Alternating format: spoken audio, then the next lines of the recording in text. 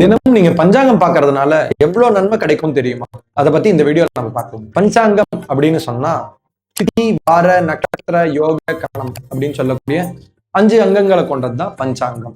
இந்த பஞ்சாங்கத்துல இந்த 5 அங்கங்களை தெரிஞ்சுக்கிறதுனால என்னென்ன பலன் அப்படின்னு பார்ப்போம்.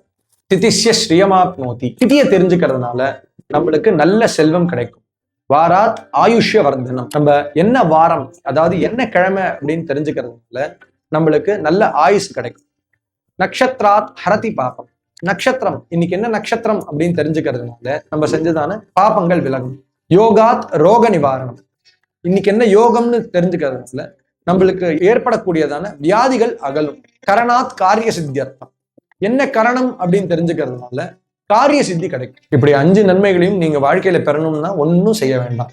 ஜஸ்ட் பஞ்சாங்கத்தை வாங்கி இந்த 5 விஷயம் என்னென்ன போட்டிருக்கு அப்படிங்கிறத பார்த்தாலே போதும். உங்க வாழ்க்கையில இந்த 5 நன்மையும் கண்டிப்பா கிடைக்கும்.